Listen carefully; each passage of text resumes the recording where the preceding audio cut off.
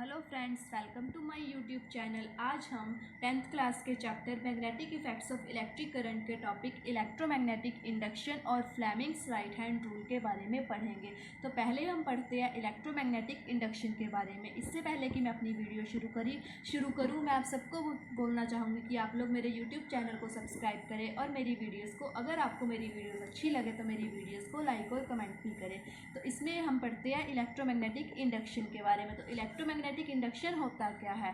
The phenomena of changing magnetic field in one conductor induces A current in another conductor is called electromagnetic induction. क्या होता है? जब magnetic field change करता है एक conductor में तो वो इंड्यूस कर देता है करंट दूसरे कंडक्टर में। इसको हम बोलते हैं इलेक्ट्रोमैग्नेटिक इंडक्शन।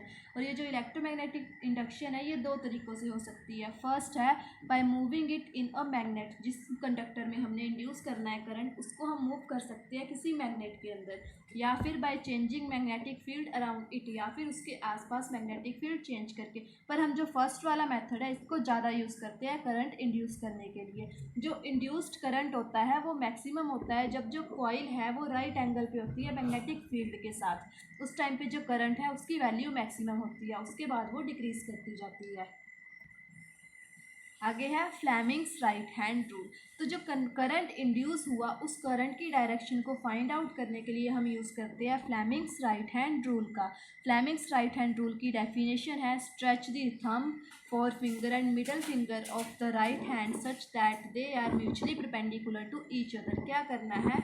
स्ट्रेच करना है अपने थंब को, फोर फिंगर को और मिडल फिंगर को राइट हैंड के। इस तरह से स्ट्रेच करना है कि वो तीनों एक दूसरे के म्यूचुअली परपेंडिकुलर हो।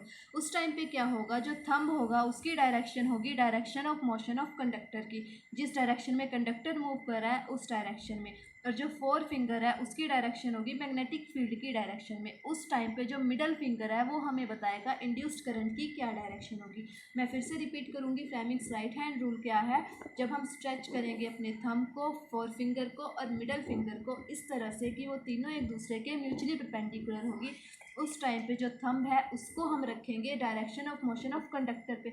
जिस डायरेक्शन पे हमारा कंडक्टर मूव कर रहा होगा उस डायरेक्शन पे मैग्नेटिक फील्ड को हम रखें, फोर फिंगर को हम रखेंगे मैग्नेटिक फील्ड की डायरेक्शन में। जिस डायरेक्शन में मैग्नेटिक फील्ड मूव कर रहा होगा उस डायरेक्शन में रखेंगे फोर फिंगर को। उस टाइम पे जो मिडल फिंगर की डायरेक्शन है वो हमें बताएगी कि इंड्यूस्ड करंट की क्या डायरेक्शन है। इसी के साथ ये टॉपिक ख़त्म हुआ। अगर आपको मेरी वीडियो अच्छी लगी हो तो मेरे चैनल को सब्सक्राइब करें और मेरी वीडियोज़ को लाइक और कमेंट करें।